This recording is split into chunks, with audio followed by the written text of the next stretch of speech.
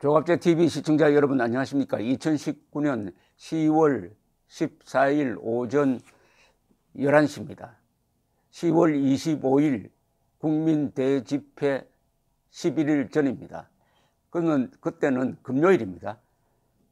오후 일찍 출발해서 본 시합이 아니라 본 시위는 밤 8시입니다. 밤 8시에 아마 10월 3일 인파를 능가하는 최대 규모의 시위가 광화문에서 펼쳐지면은 인파가 서울시청, 숭례문, 서울역, 용산 쪽으로 쭉 뻗지 않을까 생각합니다. 장관이 펼쳐질 것 같습니다. 그때 촛불은 들 수가 없으니까 핸드폰을 잘 충전해 오셔가지고 핸드폰으로 횃불을 대신해서 치켜들고 하면 아주 멋진, 세계적으로 아주 멋진 그림이 하나 만들어지고 참석하는 분들은 평생 잊을 수 없는 추억을 갖게 될 것입니다. 10월 25일이 빨리 오도록 하는 마음이 생길 정도입니다. 10월 25일 금요일입니다. 퇴근길에 만날 수가 있습니다. 밤 8시에 광화문에서 조국 문재인 규탄 시위가 있습니다. 국민혁명의 시기입니다. 지금은 국민혁명의 시기입니다. 국민이란 이름으로 민족, 종족, 인민, 사람, 민중 이런 말을 덮어야 됩니다. 우리는 국민입니다. 저들은 조국입니다. 조국 발음을 잘 해야 됩니다. 조국 사람, 조국 파렴치한 조국입니다. 우리는 국민이고 저들은 파렴치 집단입니다. 자, 그런데 월요일만 되면은 읽고 싶은 기사가 있습니다. 최보식 선임 기자가 조선일보에 최보식이 만난 사람을 선택을 하는 걸 보면은 아주 이 뉴스 감각이 뛰어나니까 그때 아주 적기의 사람을 내세우는데 오늘도 문재인 정권을, 김정은 정권을 비판했다가 페이스북으로 비판했다가 파면된 엘리트 공무원을 만났습니다. 이런 일이 저는 있었다는 걸 처음 알았습니다. 참 큰 뉴스인데 이게 그냥 묻혀 넘어갔어요. 또 최근에 있었던 일입니다. 9월 20일에 파면됐습니다. 파면입니다. 이거 뭐 징계, 감봉 이런 게 아니고 파면됐습니다. 또 범죄를 저지르지도 않았는데도 파면됐어요. 그 파면된 이유를 쭉 읽어보니까 반공, 자유, 애국을 한 사람입니다. 그러니까 이 정권 하에서는 애국을 하면은 파면됩니다.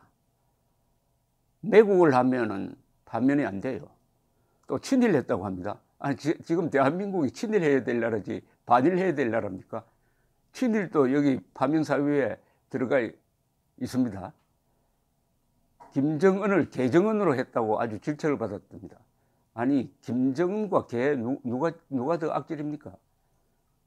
김정은과 개가 살육을 합니까? 김정은 일가는 적어도 한 500만의 동족을 죽인 자인데 세계에 있는 개 종류 중에서 동료를 한 10명 이상 물어 죽인, 10명이 아니죠, 10마리 이상 물어 죽인 개를 본 적이 있습니까? 그런데 김정은을 개정은이라고 공무원이 말하는 게 왜 파면 사유가 되어야 되는지, 어쨌든 이 기사를 읽어보면은 한국의 공무원 집단이 얼마나 영혼이 없는 세력으로 바뀌었는지, 영혼이 없으면 세력도 아니죠, 사실은. 영혼이 없으면 패거리밖에 안 됩니다. 더구나 이 이낙연 국무총리는 취임하면서 공무원은 촛불혁명의 도구가 되어야 된다고 선동을 했습니다. 그 말 자체가 헌법 위반입니다. 지금 만약 촛불혁명의 도구가 되어 있는 공무원들이라면 정신 차려야 됩니다. 세상이 다르면은 당신들이 파면됩니다. 헌법 제7조에 의해서.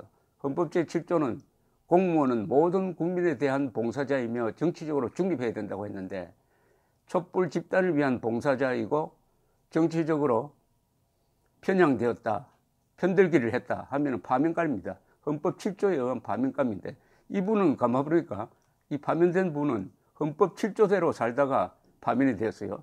이 정권의 반헌법적, 야만적, 그리고 반역적 행태를 바로 이 사람에 의해서 증명이 되었다는 생각이 듭니다. 이분은 한민호 전 사행산업감독위원회 사무처장입니다. 페이스북에 VIP와 정부를 원색적으로 비판하거나 친일 게시물을 올렸고 청와대 감찰 조사를 받은 다음 날에도 이런 글을 올린 걸 보면 대전의 정이 없다는 이유로 국가공무원법 56조 성실 의무 63조 품위 유지를 위반했다는 겁니다. 그런데 장차관이 파면되면은, 장차관은 해임이지만은 파면 해임된 것과 국장급의 파면이 이게 뉴스 감각이 다르니까 거의 보도가 되지 않았답니다. 이 약속한 장소에 삭발한 모습으로 앉아 있었다 하면서 사진을 실었습니다. 이분입니다.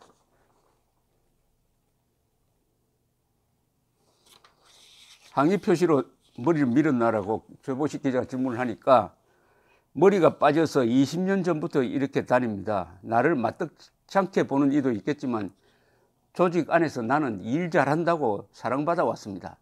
전임자가 손대지 않고 미뤄둔 숙제를 잘 푼다고 해결사라는 말도 들었습니다. 2007년에는 우수공무원 대통령 표창을 받는 등 근무평가에서는 늘 몇 % 안에 들었습니다. 재작년 문체부 노조 투표에서 바람직한 관리자 부문 1등으로 뽑혔습니다. 엘리트 공무원입니다. 행정고시 출신이고 본인의 페이스북 글이 문제가 되었는데 공무원들이 저마다 하고 싶은 발언을 해대면 국정 운영이 제대로 되겠습니까? 라는 질문에 대해서는 지금 문제는 공무원들이 입을 모두 다물고 있다는 데 있습니다. 공무원 숫자가 약 100만 명입니다. 자신에게 불이익이 있을까 나라의 기반을 흔드는 현 정권 정책에 대해 한마디도 안 합니다. 공무원은 영혼이 없다고 하는데 정말 자존심 상하는 일입니다. 본인 담당 업무와 무관한 정책에 대해 말하는 것은 주제넘다고 보지는 않나요? 라는 공격적 질문에 대해서는 이분이 한민호 전 사행산업감독위원회 사무처장입니다. 한민호 사행산업, 이 도박 같은 걸 말하는 거죠. 이렇게 대답을 했습니다. 노무현 정부 시절 도입된 고위공무원단 제도는 소속 부처와 상관없이 국정 전반에 자기 식견을 갖춰야 한다는 취지였다고 봅니다. 나라가 위중한 상황에서 직언하는 게 고위공무원의 소명이라고 생각합니다. 만약 탈원전 정책에 대하여 담당 산업부 공무원이 한 명이라도 또 지소미아 한일군사정보보호협정 파기에 대해 외교부나 국방부에서 한 명이라도 반대 발언을 했으면 내가 안 나섰을 것입니다. 다른 사람들 다 침묵하니까 나라도 나서야 되겠다 이겁니다. 100만 명의 공무원에 대한 고발장입니다. 이 말이. 어떻게 이런 반역적, 반과학적, 반법치적 정책을 펴는데 공무원이 단 한 사람도 이건 안 된다라고 외치지 못합니까? 직속 상급자인 문체부 차관에게서 페북에 글 쓰는 것을 자제하라고 주의를 먼저 받은 것으로 아는데요. 한민호 씨의 대답은 페이스북은 내 개인 계정입니다. 상급자가 하라 말라 할 법적 근거가 없습니다.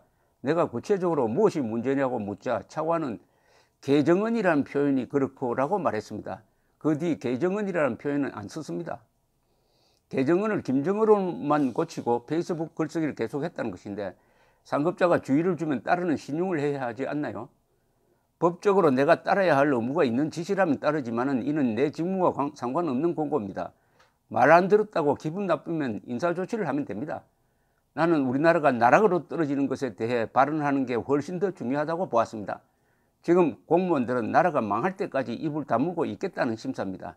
이는 내가 배웠던 충신의 자세가 아닙니다. 나라가 망할 때까지 입 다물고 김정은 세상 되면은 거기서도 출세하겠다. 이런 공무원, 이런 영혼 없는 공무원들이 대부분이라는 이야기입니다. 끔찍한 상황입니다. 공무원의 1차적 임무는 대한민국의 방공자유민주 법치체제를 지키는 겁니다. 그래서 월급을 주는 겁니다. 국민세금으로. 차관의 주의가 있고서 일주일 뒤 청와대 민정수석실의 공직감찰을 받았습니다. 근무 시간에 페이스북에 계속 글을 올린 것은 징계 사유가 되지 않겠습니까? 내가 일을 안 하면서 패북질을 하면 욕하겠지만 내 일을 다 하고 플러스로 나라 걱정을 했습니다. 내가 징계를 받아야 한다면 죽창가 등 폭풍 패북질을 하던 조국은 왜 괜찮은가요? 조국이 강제징용 배상 대법원 판결을 부정하면 친일파라고 페북에 글을 올린 다음날 그래 나는 친일이다 라고 썼습니다. 그리고 그 다음날 민정수석실에서 내게 조사를 받으러 오라고 했습니다. 여기서 이제 핵심에 들어갑니다. 날짜를 개선해 보면은 나는 친일이다는 글이 청와대 조사의 결정적 빌미가 된 것 같습니다. 당시 대통령까지 나서서 반일 감정을 부추기는 상황에서 공무원이 대놓고 맞받은 셈인데요? 라고 물으니까 한민호 씨는 역대 정권마다 반일 감정을 국내 정치에 이용했고 국민은 그냥 끌려 들어간 겁니다. 국민은 반일 메시지에 반사적으로 분노합니다. 나는 친일이다라는 표현을 쓴 것은 한일 관계를 냉정하게 보자는 취지였습니다. 일제 식민지 시절 일본의 과오를 비판해야지 해방된 지 74년이 지난 지금까지 일본을 악마화하는 것은 우리 국익을 위해 전혀 도움이 안 됩니다. 시원한 이야기입니다. 시원해요. 청와대가 본인에 대해 사상검열을 했다고 보나요? 청와대 방침에 동조하는 글을 올렸으면 이렇게 나를 찍어냈겠습니까? 청와대 창성동 별관에서 4시간 조사를 받았습니다. 담당 조사관이 반일 감정, 탈원전, 소득주도 성장 등을 비판한 페북글 수십 건을 출력해놓고 왜 썼는지에 대해 물었습니다. 내가 답변하자 그는 옳은 말씀인데 너무 솔직하게 썼습니다. 근무 시간에 한 것도 문제가 됩니다. 징계를 받을 것입니다. 라고 했어요. 조사를 받고 바로 그 다음 날에도 페이스북에 글을 올렸습니다. 청와대 권력에 대한 방위처럼 비춰졌겠는데요? 라고 최보식 기자가 물으니까 한민호 씨는 사행사업감독위원회 사무처장입니다. 나는 처음부터 소명을 갖고서 했습니다. 서울대 4대 역사교육과를 나와가지고 중학교 역사 선생을 8년 하다가 공무원이 됐습니다. 교사 시절 충신 애국자에 관한 이야기를 학생들에게 많이 했습니다. 그런 내가 공무원이 되어가지고 눈앞에 뻔히 잘못된 걸 보면서 입 다무는 것은 옳지 않습니다. 제자들이 다 보고 있습니다. 교육자로서 이야기입니다. 역시 교사를 한 분이니까 다르네요. 중앙징계위원회를 앞두고 8월 14일에는 나 스스로 친일파라고 여러 번 공언했다. 지금은 친일하는 게 애국이다라며 예민한 글을 또 올렸습니다. 우리 사회에서 이런 글의 파장이 어떨지는 알았을 것 아닙니까? 한민호 씨의 대답은 이렇습니다. 중학교 교사를 하면서 썼던 석사 논문의 제목이 한일 간 상호 인식의 역사였습니다. 역사적으로 우리가 일본을 잘 알고 교류하고 있을 때는 화를 안 당했습니다. 교류를 끊고 무시하고 일본을 모를 때는 화를 입었습니다. 지금 한국과 일본은 자유민주주의와 시장경제라는 가치를 공유하고 있습니다. 동북아 안보와 경제협력 측면에서 일본과 잘 지내는 친일을 해야 합니다. 그게 애국입니다. 징용공 배상 판결과 지소미아 파기로 한일 관계를 망가뜨리는 것은 국익을 해치는 일입니다. 너무나 당당한 이야기입니다. 여기에 참 이 사람의 학자로서의 경륜도 보입니다. 일본을 잘 알 때 우리는 당하지 않았고 일본을 무시했을 때, 일본을 몰랐을 때 우리는 당했다. 신라 그리고 대한민국은 일본을 잘 알고 친하게 지냈기 때문에 당하지 않고 있다는 이런 뜻입니다. 조선처럼 일본을 무시하기만 하고 일본을 모를 때 식민지가 되었다는 이런 이야기입니다. 인사혁신처 중앙징계위원회는 파면 결정을 내리면서 개전이 없다는 80년대식 표현까지 썼는데요. 개전이 정이 없다는 것은 이것은 양심의 자유에 대한 위반입니다. 이건 반헌법적 말입니다. 개전의 정이 있다.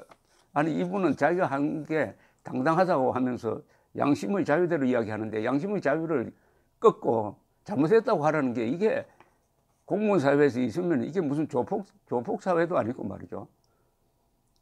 하여튼 문재인 정권의 이 공무원 집단이 어떻게 돌아가고 있는지 이 한 분의 고발이 소중합니다. 한민호 씨는 중앙징계위원회는 40분간 열렸습니다. 당초 감봉 같은 경징계를 예상했지만 들어가 보니 굉장히 냉소적이고 적대적인 분위기였습니다. 특히 친일파 발언에 대해 저런 친일파 놈이 있나라는 싸늘한 시선을 느꼈습니다. 청와대의 오더가 있었다고 봅니다. 당신은 스스로를 옳다고 얘기했지만 한쪽 이념이나 진영에 치우쳐 있다고 볼 수도 있지 않겠습니까? 나는 대학 시절 운동권에 몸담았다가 무기정학을 당해 간신히 졸업했습니다. 교사를 하면서도 좌파 이념을 버리지 못했어요. 동구권이 무너진 뒤 어느 날 골수 빨갱이인 대학 선배가 본인이 의식화를 시킨 후배들을 모아놓고 왜 공산주의를 버려야 하나라는 발제를 했습니다. 공산주의는 생산수단의 국유화를 통하여 계획경제를 하는 것인데 이는 독재가 아니면 불가능하다. 한국 경제는 이미 공산혁명이 불가능한 단계에 와 있다. 나는 운동을 포기하고 독일 유학을 가겠다. 너희도 빨리 전향하라고 했습니다. 고맙고 훌륭한 선배였습니다. 그 뒤 나는 교사를 그만두고 1994년 행시를 쳐 행정고시입니다. 문체부에 들어왔습니다. 내 과거를 반성하는 차원에서도 우리 사회의 비정상적 좌경화를 극복하는 데 힘을 보태고 싶었습니다. 전향한 좌파입니다.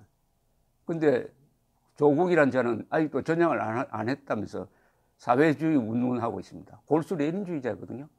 골수 레닌주의자가 민정수석 자리에 있었고 자유민주주의 체제를 수호해야 할 법무부 장관 자리에 앉아 있는데도 대한민국이 왜 망하지 않느냐.